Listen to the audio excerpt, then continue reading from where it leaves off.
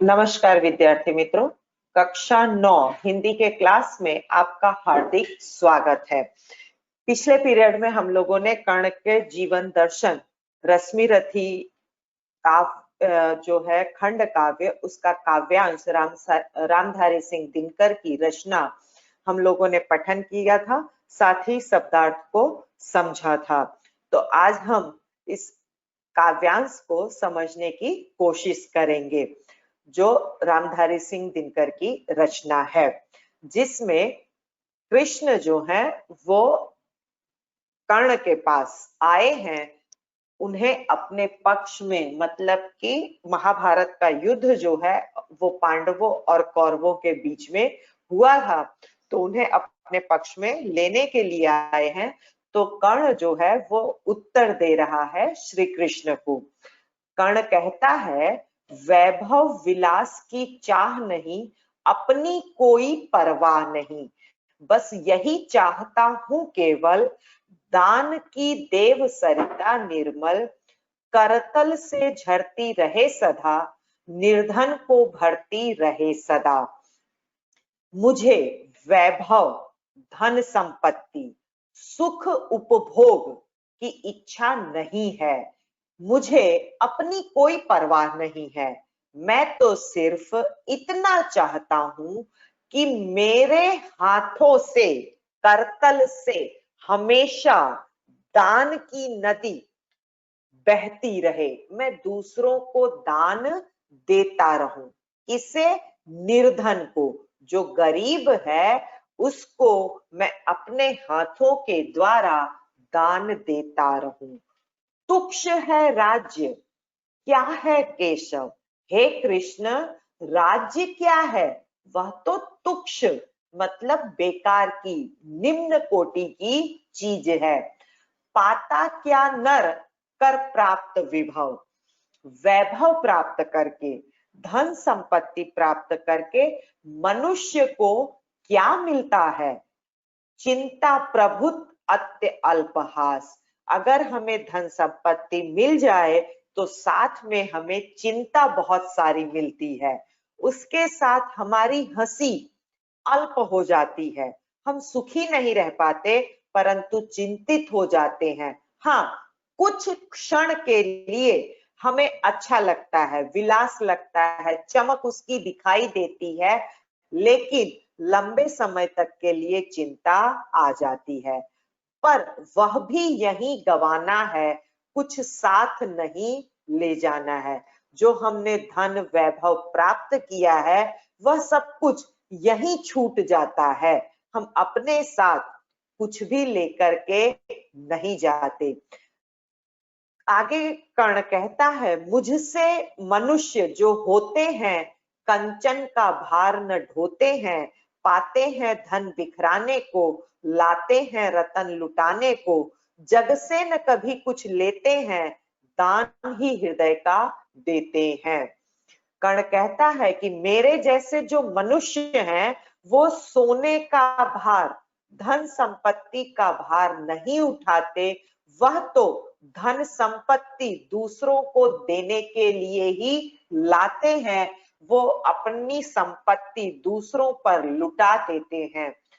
जग से मेरे जैसे मनुष्य कभी कुछ नहीं लेते, वे तो सिर्फ अपने हृदय का दान ही देते हैं। दूसरों को संपत्ति देना, प्रेम देने का कार्य ही मेरे जैसे मनुष्य करते हैं। प्रासादों के कनकाभ शिखर, होते कबूतरों के ही घर, महलों में गरुड़ न होता है, कंचन पर कभी न सोता है, बसता वह कहीं पहाड़ों में, शैलों की फटी दरारों में। प्रासाद यानी महल, कनकाभ शिखर, अब आप लोगों ने महल देखे होंगे, तो महल के जो कंगूरे हैं वो स्वर्णिम बनाए जाते हैं। जितना अधिक वैभव राजा का होता है, जितनी अधिक धन संपत्ति होती है, उसका महल, उसके कंगूरे वैसे ही चमक वाले, सोने के भी पानी के ढले हुए होते हैं। पर ऐसे महलों के कनकाभ शिखर में, कंगूरे में रहता कौन है? तो कबूतर। कबूतर पक्षी ऐसे जो कनकाब बना है, जो चमक रहा है, कंगूरा है, उसके अंदर वो कबूतर ही बैठता है। महलों में कभी गरुड़ पक्षी, जो पक्षियों का राजा है, वह दिखाई नहीं देता। विष्णु का वाहन भी गरुड़ पक्षी है। कंचन पर कभी न सोता है, तो महल के अंदर पक्षीराज गरुड़ नहीं दिखाई देता, वह सोने पर, ये जो कंगूरे सोने के हैं उस पर वो नहीं होता, वहां तो कबूतर होता है। गरुड़ फिर कहाँ बसता है? तो पहाड़ों की चट्टानों में जो दरारें हैं उनके अंदर वो पहाड़ों में, चट्टानों में रहता है। होकर समृद्धि सुख के अधीन, मानव होता नित तपः क्षीण, सत्ता किरीट मणिमय आसन, करते मनुष्य का तेज हरण। होकर समृद्धि सुख के अधीन, अगर हमारे पास धन है, वैभव है, हम अपने आप को सुखी मान लेते हैं, समृद्ध मानते हैं, लेकिन वास्तव में हमारा तपः क्षीण, हमारा जो तेज है वो धीरे धीरे कम होता जाता है। सत्ता, मुकुट और सिंहासन ये मनुष्य के तेज का हरण करते हैं। मनुष्य की कांति जो है, मनुष्य का जो प्रभाव है, वो इन सब चीजों के कारण कम हो जाता है। फिर भी मनुष्य जो है विभव हेतु, धन संपत्ति के लिए ही लालच करता है, और वही धन संपत्ति मनुष्य का विनाश करती है, मनुज को खाता है, मनुष्यता को नष्ट करती है। चांदनी पुष्प छाया में पल, नर गले बने सुमधुर कोमल।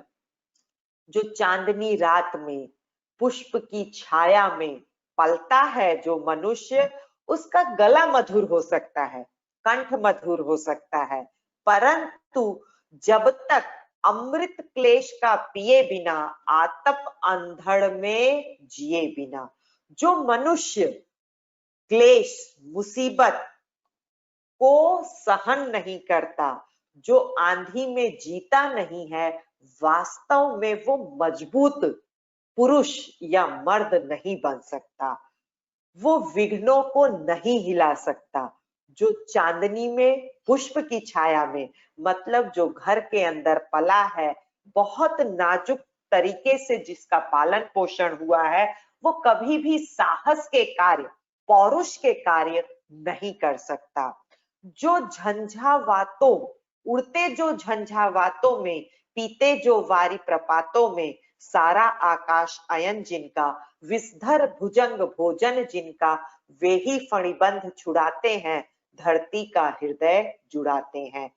पौरुष, साहस तो उसी पुरुष का होता है जो उड़ता है आंधियों में, जो झरने का पानी पीता है, जिसका आकाश ही घर है, जो विषधर सांप है उसी का भोजन करता है, मतलब जो बिल्कुल रफ एंड टफ है, जो हर प्रकार की मुसीबत को झेलने के लिए तैयार है, किसी प्रकार का भोजन वो पचा सकता है, कहीं का पानी वो पी सकता है, आरओ का पानी नहीं, घर का भोजन नहीं, लेकिन जो हर प्रकार का भोजन पचा सकता है, हर प्रकार का पानी पी सकता है, वास्तव में वही नागपाश से लोगों को छुड़ाता है, वही धरती का हृदय जुड़ाता है, उसके हृदय को शीतलता देता है, धरती का रक्षण करता है। तो ऐसा फणिबंध, नागपाश कौन सा पक्षी सांप को खाता है? तो गरुड़ पक्षी। तो कर्ण अपनी तुलना जो है वो गरुड़ पक्षी से करता है। वह कहता है आगे, मैं गरुड़ कृष्ण, मैं पक्षीराज, सिर पर न चाहिए मुझे ताज, दुर्योधन पर है विपद घोर, सकता न किसी विष उसे छोड़, रणखेत पाटना है मुझको, अहिपास काटना है मुझको। हे कृष्ण, मैं पक्षीराज गरुड़ हूं, मुझे अपने सिर पर मुकुट नहीं चाहिए, मुझे तो दुर्योधन पर जो मुसीबत आई है उसके लिए उसका साथ निभाना है, मित्रता निभानी है। मुझे तो महाभारत का जो कुरुक्षेत्र में युद्ध होने वाला है उसमें लड़ाई करनी है, युद्ध करना है, सामने वाले पक्ष शत्रु का संहार करना है, अही पास काटना है मुझको। जो शत्रु रूपी सांप उस कुरुक्षेत्र में है, उन सब को मुझे मारना है। इस प्रकार से कर्ण जो है श्री कृष्ण के आगे अपनी बात रखता है। अस्तु।